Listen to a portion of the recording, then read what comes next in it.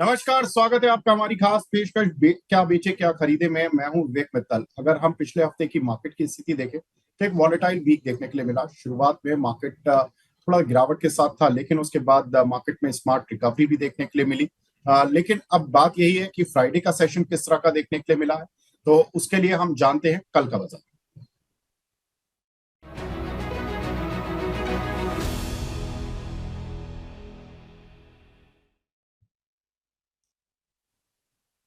कल का बाजार में देखें तो निफ्टी में एक थोड़ी सी गिरावट देखने के लिए मिली। माइल्डली सेंसेक्स में भी गिरावट देखने के लिए मिली थी। और बाकी सारी इंडिसेस में भी अगर हम देखें तो खास तौर से हमने देखा कि बैंकिंग इंडेक्स में एक अच्छी खासी गिरावट देखने के लिए मिली है। लेकिन निफ्टी कहीं ना कहीं 25,000 पर थकता हुआ दिखाई दे रहा है। अगर हम देखें तो बैंक निफ्टी करीब 345 अंक गिरा, सेंसेक्स 176 और निफ्टी 24 अंक गिरकर बंद हुआ। फ्राइडे का सेशन इसी तरह का देखने के लिए मिला। अगर हम देखें तो सेंसेक्स 81,304 के इंटरडे लो से करीब 131 अंक तक रिकवर होने की कोशिश कर रहा था, लेकिन लगातार 3 दिन बाजार गिरा है। और बैंक निफ्टी 51,200 के नीचे बंद रहा। शरद सर, मेरा पहला सवाल यही रहेगा सर, ये 25,000 का जो निफ्टी का एक लेवल बन गया, जिसको निफ्टी अटेम्प्ट कर रहा है पार करने की, ये कितना अहम रहेगा इस पूरे हफ्ते के लिए? क्योंकि हम इस वीक में नई शुरुआत कर रहे हैं और बहुत सारे ग्लोबल क्यूज ज्यादा नहीं होंगे, केवल एक चाइना का क्यू है जो कि हमें मार्केट को एक इम्पैक्ट करेगा। देखिए अभी ये इम्पोर्टेंट है जो चाइना के अंदर अगर आप देखेंगे तो शंघाई कॉम्पोजिट और इसके अलावा हैंगसेंग में अगर आप देखेंगे तो एक गिरावट देखने को मिली। ओवरबॉट था पिछले सप्ताह में, लेकिन ये गिरावट बहुत कन्विंसिंग नहीं है। यहाँ पर नीचे की तरफ सपोर्ट्स हैं, तो हो सकता है दोबारा एक रिकवरी हमें देखने को मिले। और जहां तक आप निफ्टी को देखेंगे तो निफ्टी में वीकली चार्ट्स पर इंडेक्स कहीं ओवरसोल्ड था और एक हमें रेजिस्टेंस देखने को मिला, जैसा आप सही कह रहे हैं, 25, 105, 143। ये बेसिकली 25,000 के कॉल राइटर का जोन है, जिसको पूरे वीक में छोड़ा नहीं है कॉल राइटर ने। और नीचे की तरफ आपको एक सपोर्ट देखने को मिल रहा है 24,947, 966। ये जोन क्या है? ये बेसिकली 25,000 के पुट राइटर का जोन है। तो एक कंसोलिडेटेड आपको व्यू यहाँ पर कंसोलिडेशन एक इंडेक्स में आपको निफ्टी में देखने को मिल रहा है। मुझे बुलिशनेस तभी दिखेगी जब ये 25, 105, 143 को ऊपर की तरफ काटेगा। जो डिफिकल्ट सिनेरियो देखने को ये मिला कि डिस्काउंटेड फैक्ट की 50% के नीचे एफआई के लॉन्ग आते हुए दिखाई दिए। एफआई ने लॉन्ग कवर नहीं किए, सब्सटेंशियली लॉन्ग कवर नहीं किए हैं। ये एक थोड़ा सा कंसर्न है। लेकिन मुझे लगता है कि एक अच्छा पुल बैक हमें इस वीक में देखने को मिला। एक अच्छा बेस मिल गया है 24,694, 763 के आसपास निफ्टी को। काफी गैप है बुल्स, काफी रूम है बुल्स के लिए अपनी पोजीशन लॉन्ग रखने के लिए, और एक अच्छा डीप स्टॉप लॉस बना हुआ है। सिमिलरली बैक निफ्टी में आप देखेंगे तो यहां पर भी वैसी कुछ परिस्थिति बनी हुई है। अगर आप देखें तो रेजिस्टेंस सप्लाई जोन सबसे बड़ा आप देखेंगे तो 51,683, 784। ये क्या जोन है? 51,500 के कॉल रेटर का जोन है।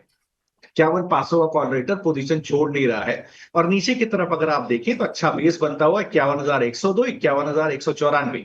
ये जो बेसिकली 200 पॉइंट का, ये 100 पॉइंट का जोन है, ये 51,000 के पुट राइटर का जोन है। 51,200, 51,100 के पुट राइटर का जोन है। इसको भी इंटैक्ट किया हुआ है, बनाया हुआ है। तो मुझे लगता है यही एक जोन है जिसके ऊपर ट्रेड करता हुआ दिखाई देगा। और अच्छी बात यह है कि 20 एक्सपेंशन मूविंग एवरेज जो 51,102 के आसपास प्लेस था, उसके ऊपर बैंक निफ्टी ने क्लोज दिया है। तो बैंक निफ्टी में भी काफी रिलेटिवली स्ट्रेंथ है, वीकनेस नहीं कहूंगा इसको मैं। और निफ्टी में भी स्ट्रेंथ है, मैं वीकनेस नहीं कहूंगा। तो बाय ऑन डिप्स का व्यू इस पूरे सप्ताह में भी बनता हुआ दिखाई देगा।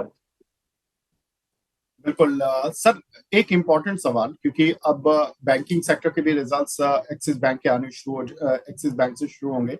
17 अक्टूबर को एक्सिस बैंक के रिजल्ट्स होंगे, फिर 19 अक्टूबर, हालांकि वीकेंड रहेगा उस दिन, लेकिन एचडीएफसी बैंक और कई कोटक बैंक जैसे दिग्गज बैंकों के रिजल्ट्स होंगे। सर, कैसे देख रहे हैं बैंक निफ्टी में चाल कब तक आएगी और कितनी आएगी? देखिए, अगर आप बैंक निफ्टी को देखेंगे तो मुझे उम्मीद थी कि ये कहीं 51,950, 909, 950 तो सबसे बड़ा रेजिस्टेंस जोन है, जहां 10 वीक, जहां 5 वीक एक्सपेंशन लोइंग एवरेज प्लेस्ड है। इस जोन को तोड़ता हुआ दिखाई देगा, लेकिन पूरा वीक से स्ट्रगल कर गया, वहां तक पहुंचा ही नहीं। तो कोई बात नहीं, लेकिन अभी भी मुझे लगता है थोड़ा बहुत bank Nifty has saved space. ऐसा कुछ नहीं है कि बहुत खराब सिचुएशन है। तो मुझे लगता है कि अगर रिजल्ट्स अच्छे आते हैं और बाजार में मार्केट पार्टिसिपेंट उसको डिस्काउंट करते हैं, तो एक्सिस बैंक, एचडीएफसी बैंक और आईसीआईसीआई बैंक में स्ट्रेंथ रहती है। तो मुझे लगता है कि 51,909, 51,952 ये जोन जैसे ही विवेक जी टूट जाएगा, ऊपर की तरफ बैंक निफ्टी निकलेगा, फिर बैंक निफ्टी अपने ऑल टाइम हाई की तरफ चलना शुरू कर देगा। उस कंडीशन में ही अगर आप लॉन्ग हैं तो आप बिल्कुल लॉन्ग अपना कैरी करें। और अगर 51,102 का ब्रेकडाउन आता है, कन्विंसिंग ब्रेकडाउन आता है, तो थोड़ा सा वीकनेस रहेगी। ये वीकनेस नीचे दोबारा हो सकता है, जहां से बुलिशनेस हुई थी 50,194, 283 उस जोन तक खींचते हुए दिखाई दे। मुझे लगता है कि जिस तरह का माहौल है, मुझे लगता है ठीक ठाक रिजल्ट्स बैंक के अब आने वाले हैं। इस क्वार्टर में रिजल्ट्स अच्छे आएंगे। जो आरबीआई की कमेंट्री भी थी, अगर आप देखेंगे पीसी में, तो उसके अंदर भी काफी चीजें डिस्कस हुई थी और काफी अच्छे पॉइंट्स डिस्कस हुए थे। अगर आप इकोनॉमिकली देखें तो काफी अच्छी चीजें डिस्कस हुई थी। चले आप मैन्युफैक्चरिंग को देखें, भले आप सर्विसेज को देखें, सभी के पीएमआई के नंबर्स अच्छे आ रहे हैं, रूरल कंजम्पशन अच्छा है। तो बिल्कुल मुझे लगता है बैंकिंग सेक्टर के रिजल्ट्स अच्छे आने वाले हैं। बिल्कुल सर, पिछले हफ्ते देखें तो pharma, metal, media, IT index चढ़े थे और banking, financial services, realty index में गिरावट देखने के लिए मिली। हालांकि कुछ एक शेयर्स जो कि निफ्टी में टॉप गेनर्स की लिस्ट में रहे, उसमें Trent, Hindalco, HCL tech, tech Mahindra जैसे काउंटर थे। साथ ही MNM, TCS, ICICI bank, Cipla Nifty के टॉप लूजर्स देखने के लिए मिले। टीसीएस के रिजल्ट्स भी आए थे, रिजल्ट्स उम्मीद पर खरे नहीं उतरे, जिसकी वजह से हमने देखा कि फ्राइडे के सेशन में ही कुछ हद तक मुनाफासूली काउंटर पर देखने के लिए मिली। सर, आपका टेक आईटी काउंटर्स पर, क्योंकि हमने देखा कि टीसीएस जहां पर की नतीजे खराब देखने के लिए मिले, वहीं एचसीएल टेक के अब नतीजे इसी वीक में आने, तो क्या कुछ इम्पैक्ट रहेगा सर? बिल्कुल आप सही कह रहे हैं। देखिए, आप एक चीज संदीप जी, विवेक जी, एक चीज ध्यान दीजिएगा। यूजुअली जब टीसीएस या इन्फोसिस के रिजल्ट अच्छा नहीं आता है तो मिड कैप आईटी पे बड़ा दबाव आता है, लेकिन जी। ऐसा है नहीं। इस बार आप देखेंगे तो परसिस्टेंट को लीजिए या एलटीआई माइंट्री लीजिए, एचसीएल टेक लीजिए, यहाँ सभी जगह जबरदस्त स्ट्रेंथ है। तो ये तीनों स्टॉक मेरे फेवरेट रहेंगे। मुझे लगता है इस वीक में अच्छा मूव इसके अंदर दिखाई देगा। Persistent System, LTI Mindtree, HCL Tech, ये तीनों ही जगह पे आप बहुत अच्छी स्ट्रेंथ दिखाई देगी। और अगर आप चौथा स्टॉक प्ले करना चाहें तो केपीआईटी टेक को भी अपने पास रख सकते हैं। मुझे लगता है यहाँ पर एक बहुत अच्छी स्ट्रेंथ दिखाई दे रही है। टेक महिंद्रा एक कंसोलिडेशन जोन में है, अगर ये कहीं 1680 के ऊपर सस्टेन करने लग जाएगा तो ये भी एक अच्छा मूव ऊपर की तरफ आपको दिखाई देगा। तो मैं बिल्कुल आईटी को लेकर के बुलिश हूं। मैं थोड़ा सा कंजर्वेटिव होकर के अभी भी आईटी को प्ले करना चाह रहा हूं, क्योंकि यूएस में आप देखेंगे तो मोर और लेस ये आप नैस्डैक को देखिए तो मोर और लेस सॉफ्ट लैंडिंग वहां पर ऑलरेडी डिस्काउंटेड है। 87% मार्केट पार्टिसिपेंट मान के चल रहे हैं कि नवंबर में शायद कोई कट ही ना हो, और इन्फ्लेशनरी प्रेशर लेकिन धीरे धीरे कम होता हुआ दिखाई देगा। वो जो वहां पर यूएस फेड के मीटिंग के मिनट्स है उसमें भी बहुत साफ दिख रहा है। तो बिल्कुल मैं थोड़ा सा कंजर्वेटिव रहना चाहूंगा। सिलेक्टिव मेजरली आईटी, इसके बाद सिलेक्टिव फार्मा, यहाँ पर मैं सबसे पहले रेस्पाइट देख रहा हूँ, तो यहाँ अच्छी छुपने की जगह बन रही है। बिल्कुल शरद सर, अगर हम देखें तो लास्ट वीक में मेटल काउंटर्स में एक अच्छी खासी वॉलेटिलिटी देखने की मिली। हालांकि मेटल का जो मिड टर्म एक हम देखते हैं इंडेक्स, तो एक अच्छी स्ट्रेंथ दिखाने की कोशिश कर रहा है ड्यू टू चाइना स्टिमुलस की। चाइना में स्टिमुलस की पहले भी बातें हो रही थी और अब भी मिल रहा है। लेकिन अब मेटल को कैसे प्ले करें, क्योंकि मेटल शेयरों में हमने फ्राइडे के सेशन में भी एक अच्छी स्ट्रेंथ बनती हुई दिखाई दी थी। और उसका एक रीजन ये भी था कि एक प्री स्पेकुलेटिव मूव थे कि चाइना में एक जो पैकेज है वो अनाउंस होना है, तो इसका भी एक इम्पैक्ट था। सर, अब कैसे प्ले करना है मेटल काउंटर्स को, specially leading counters like SAIL, Jindal Steel, Hindalco, Nalco जैसे काउंटर? जी, अब देखिए, मुझे लगता है अब यहाँ पर देखिए, यहाँ पर कॉन्ट्रा ट्रेड हो गया मेटल वर्सेस निफ्टी का। जिस दिन थोड़ा भी निफ्टी सबड्यूड रहेगा, चाइना में आप शंघाई कंपोजिट में और हैंगसेंग में एक मूव देखेंगे, आपको मेटल चलता हुआ दिखाई देगा। और मेटल भी काफी चल गया है। अगर आप नेशनल यूनियन को देखिए, मुझे याद पड़ता है मैंने 170 रुपए के भाव पे डिस्कस किया था, 222 का टारगेट आ गया। तो इतनी जल्दी आया है, आप देखिए 4 सप्ताह के अंदर ही टारगेट आके गया है। आप देखिए अच्छा मूव आ गया है मेटल के अंदर। मुझे लगता है अगर मेटल में पोजीशन है, थोड़ा कॉशियस रहना चाहिए, क्योंकि अगर रिकवरी नहीं आती है फॉर विच एवर रीजंस, अगर चाइना में किसी भी तरह के इंडेक्स में कोई रिकवरी थोड़ी सी फेल होती है तो मेटल में एक बड़ी प्रॉफिट बुकिंग हमें देखने को मिल सकती है। और रिस्क रिवॉर्ड पर्सपेक्टिव से मेटल में लॉन्ग नहीं, मुझे जमता नहीं है, मैं लॉन्ग नहीं लूंगा। मैं बेटर है कि आईटी में या फार्मा में या दूसरे सेक्टर, कैपिटल गुड सेगमेंट देखिए बहुत अच्छा ट्रैक्शन बना हुआ है, वहां पर रिजल्ट्स डिस्काउंट होंगे, तो अब वहां पर प्ले करना ज्यादा ज्यादा अच्छी बात रहेगी। रिलेटिवली ज्यादा स्ट्रेंथ है और रिलेटिवली रिस्क रिवॉर्ड अच्छा है। जी। शरद सर, अगर देखें तो लास्ट वीक आरबीआई की पॉलिसी भी थी और उसका एक इम्पैक्ट यही था कि आने वाले समय में इंटरेस्ट रेट कट हो सकते हैं। हालांकि अभी आरबीआई ने कोई भी इंटरेस्ट रेट कट करने से तो फिलहाल अपने को दूर ही रखा, लेकिन कुछ बैंकिंग काउंटर्स, क्योंकि हमने पहले भी शो की शुरुआत में भी बात की कि बैंकिंग कंपनियों के नतीजे भी हैं इस हफ्ते से, तो कुछ एक इम्पैक्ट देखने के लिए मिलेगा। लेकिन कुछ है आपकी रडार पर जो कि आपको लगता है कि लॉन्ग टर्म के लिए, क्योंकि अगर आरबीआई रेट कट करेगा, आने मार्केट एनालिस्ट ये एक्सपेक्ट करे कि शायद दिसंबर में एक रेट कट होगा, तो for a longer term period की आपको लगता है कि कोई बैंकिंग काउंटर है जो कि आपकी रडार पर हो? देखिए, मैं बिल्कुल, अगर अगर मुझे आप यहाँ पर डिस्कस करेंगे तो मैं बिल्कुल पीएसयू बैंक्स की तरफ ज्यादा जाना चाहूंगा, स्टेट बैंक ऑफ इंडिया। सबसे पहले तो बैंक ऑफ बड़ौदा को मैं देखना चाहूंगा। देखिए, बैंक ऑफ बड़ौदा में बहुत अच्छा स्ट्रेंथ स्ट्रेंथ मुझे लगता है रहेगा। Bank of Baroda, state bank of India पे जरूर मैं ध्यान रखना चाहता हूँ, ये मेरे सबसे बड़े फेवरेट रहेंगे। इसके बाद तीसरा प्राइवेट बैंक में मैं आईसीआईसीआई बैंक को अपने पोर्टफोलियो में जरूर रखना चाहूंगा। एचडीएफसी बैंक और एक्सिस को मैं सेकंड फिडल में रखूंगा। तो ये तीन बैंक हैं जहां पर मैं जरूर, मुझे लगता है बुलिशनेस अच्छी रह सकती है। जी। अगर लास्ट वीक देखें तो एनएससी पर 1480 चढ़ने वालों के मुकाबले 1287 शेयर गिरे। मिड कैप इंडेक्स भी 276 अंक चढ़ा, हालांकि स्मॉल कैप इंडेक्स में भी थोड़ी सी स्ट्रेंथ देखने के लिए मिली। लेकिन सर, क्या कुछ लगता है, क्योंकि हमने देखा कि फ्राइडे के सेशन में बंधन बैंक, बीएससी, इन जैसे काउंटर्स में एक अच्छी स्ट्रेंथ थी। बंधन बैंक में एमडीएन नए सीईओ आए हैं, उसका एक इम्पैक्ट हमने काउंटर पर देखा। काउंटर 209 के आसपास आकर बंद हुआ। बीएससी पर भी अच्छी स्ट्रेंथ है, हालांकि इनकी जो वीकली एक्सपायरी वाले कॉन्ट्रैक्ट्स हैं केवल सेंसेक्स में ही ये ट्रेड कर पाएंगे। नवंबर मिड से ये इंडेक्स, बाकी जो उनके इंडेक्स चल रहे थे वीकली वाले, वो बंद हो जाएंगे। एनएससी को भी इसी तरह का सर्कुलर मिला था, वो भी अब केवल निफ्टी में ही ट्रेड करा पाएंगे। सर, कैसे देख रहे हैं बंधन बैंक और बीएससी? तो देखिए, सबसे पहले तो मैं बोल दूं, अगर इंडेक्स में एक्सपायरी कम हो जाएगी और जब कभी फरवरी के बाद से आप देखेंगे लॉट साइज में चेंज होता है या मार्जिन में चेंज होता है, आप ब्रॉडर मार्केट में कैश सेगमेंट में आप ज्यादा ट्रेडिंग देखेंगे। तो कैश सेगमेंट में आपको वॉल्यूम बढ़ता हुआ दिखाई देगा, उसका सीधा फायदा बीएससी को मिल रहा है। आप देखिए, तो यहां पर आप देखिए बीएससी में एक जबरदस्त मूव है और मुझे लगता है कि जिस तरह की रैली अभी चल रही, थोड़ी सी ओवरबॉट है, लेकिन अभी भी मुझे लगता है 5,000 5,500 तक स्टॉक जाने की ताकत रखता है। बंधन बैंक को मैं अभी बुलिश कैटेगरी में नहीं रखता हूं। 215 220 का जोन जिस दिन बंधन बैंक तोड़ देगा ऊपर की तरफ, सस्टेन करेगा, तब यहां से आपको एक बुलिश मूव मिलेगा। ये आपको करीब करीब आप मानिए कि 260 के जोन तक लेकर के जाएगा सबसे पहले। तो उस जोन को टूटने के बाद ही मैं बंधन बैंक में बुलिश रहूंगा। हाँ, एक जगह मैं जरूर आपको ले जाना चाहूंगा, अगर आप अभी अभी ध्यान दें तो देखिए, मुथूट के अंदर एक अच्छा मूव बनने लगा है, डिस्पाइट ऑफ फैक्ट कि आरबीआई ने इस तरह के स्टेटमेंट जारी किए हैं, और ये बिल्कुल सही बात भी है कि जो गोल्ड फाइनेंस कंपनीज हैं उनकी ग्रोथ को लेकर के थोड़ा सा आरबीआई कॉशियस है। लेकिन मुथूट आप देखिए, अब इस सप्ताह में बहुत अच्छा 1860 के पास बेस बना करके दोबारा सेटल कर रहा है। मुझे लगता है यहां पर एक बुलिशनेस दोबारा बन सकती है। वीकली चार्ट्स पर ओवरबॉट जोन, ओवरसोल्ड जोन से निकल रहा है, ये एक बुलिश टेरिटरी में दोबारा जा सकता है। बिल्कुल। तो ये तो पिछले वीक की बात रही है जिसमें कुछ काउंटर्स ने मुंह दिखाया, लेकिन अब बात करते हैं आज की वीक की, क्योंकि आज की और पूरे इस हफ्ते की, तो तैयारी करते हैं आज की।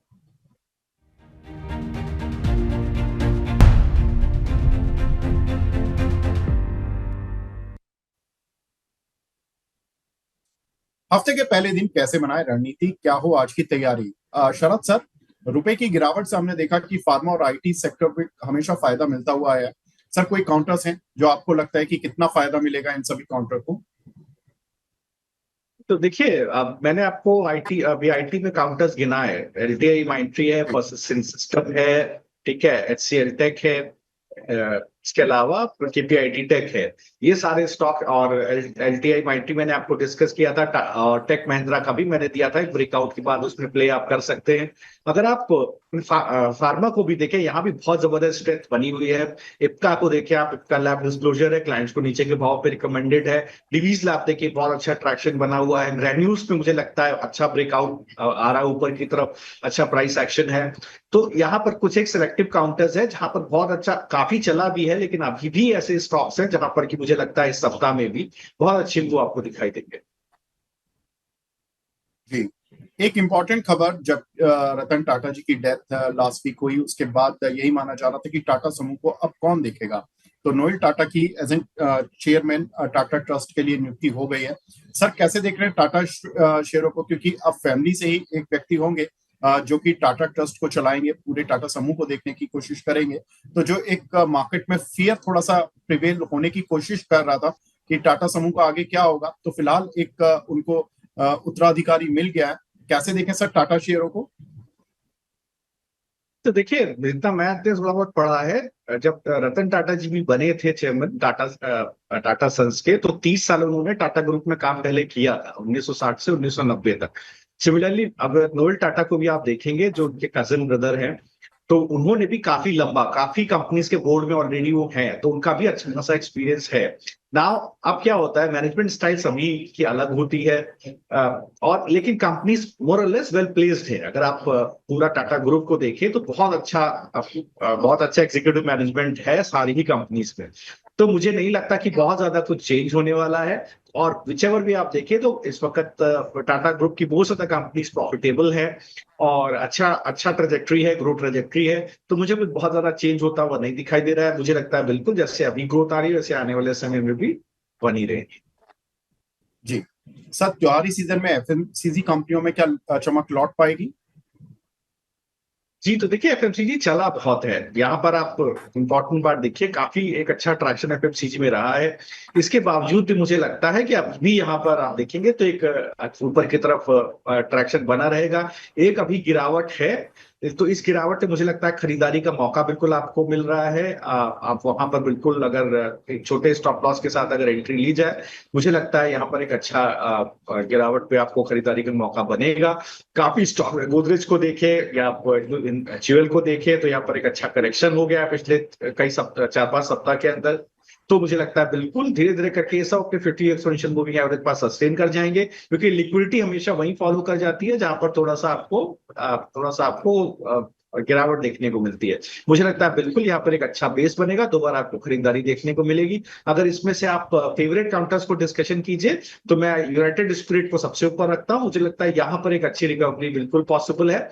और इसके अलावा अगर आप गोडफ्रे फिलिप को देखें, तो यहाँ पर भी एक अच्छा बेस बना हुआ है। ये स्टॉक्स ग्रेजुअली दोबारा 8500 की तरफ जाने की कोशिश करेगा। जी, शरद सर, काफी सवाल मिलते हैं रेलवे काउंटर्स पर, आरबीएनएल, इरकॉन जैसे काउंटर पर। सर, रेलवे शेयरों में खरीदारी करें या अभी भी रुके? जी, तो देखिए बिल्कुल, अगर जिस मैं आपको बताऊं, एक अब क्या है, यहाँ पर रिजल्ट्स डिस्काउंट होना शुरू हो गए हैं। तो अगर आप देखेंगे तो मुझे बिल्कुल लगता है कि अगर आप इरकॉन को देखें या आप कंटेनर कॉर्पोरेशन को देखें, आईआरएफसी को देखें, तो सभी आपने देखिए मोरलेस 50 एक्सपोनेंशियल मूविंग एवरेज के आसी पास या उसके नीचे ही ट्रेड कर रहे हैं, और सभी का एक बेस बन रहा है। इसमें बीएमएल को देखिए 50 एक्सपोनेंशियल मूविंग एवरेज पे एक बेस बनाने की कोशिश कर रहा है, लेकिन ये सारे रेंज बाउंड है। मैं आपको एक एक करके बताता चलता हूँ। देखिए बीएमएल 3600 से 4300 के जोन में ट्रेड करेगा। अभी भाव है 4790 के आसपास, तो 3600 के पास अपना स्टॉप लॉस लगाइए। 4300 के ऊपर चलेगा तब बुलिशनेस आएगी।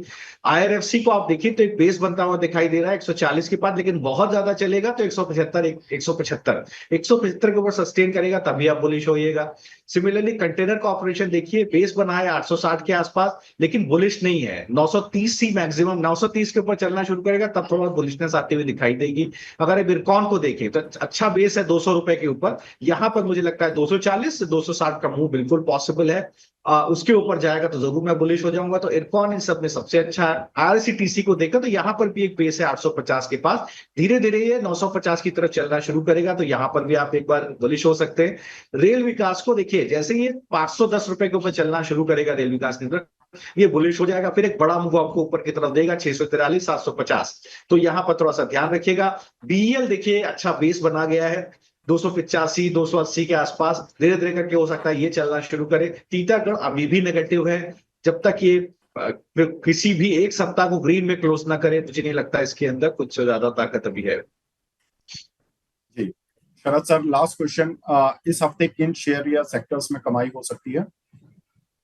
ये तो देखिए, मैं थोड़ा सा, मैं स्क्यूड रहूंगा आईटी की तरफ और फार्मा की तरफ, थोड़ा कंजर्वेटिव। क्यों? क्योंकि मैंने निफ्टी बैंक निफ्टी में बताया, अगर मुझे क्लोजर मिल जाता 24,380 के ऊपर निफ्टी में, और इसके बाद जैसे मैंने बैंक निफ्टी में बताया कि 51,900 के ऊपर मुझे क्लोजर मिल जाता, मैं थोड़ा खुश हो जाता। इसके बाद मैं अक्रॉस द मार्केट प्ले करता, लेकिन मैं बहुत ही सिलेक्टिव हूँ स्टॉक्स के अंदर, और जिन स्टॉक्स में अच्छा मूव आ रहा है मैं वहीं अपनी पोजीशन बनाने की कोशिश कर रहा हूँ, वहीं क्लाइंट्स को एडवाइस कर रहा हूँ। तो दो स्टॉक्स है जहां मुझे लगता है बहुत अच्छी पोजीशन बन रही है। ओवरऑल रियलिटी में देखिए एक अच्छा बिल्डअप है, मुझे लगता है ये अच्छा बेस बना गया है 1760 1790 के आसपास। धीरे धीरे 2000 2130 तक के भाव इसमें आपको बनते हुए दिखाई देंगे।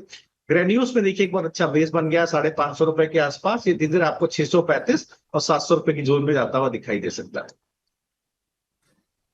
बिल्कुल, दर्शकों को ये भी बता देते हैं कि आज कौन कौन सी कंपनीज के नतीजे आने वाले हैं। तो बाजार की सबसे बड़ी दिग्गज कंपनी रिलायंस इंडस्ट्रीज के आज नतीजे होंगे।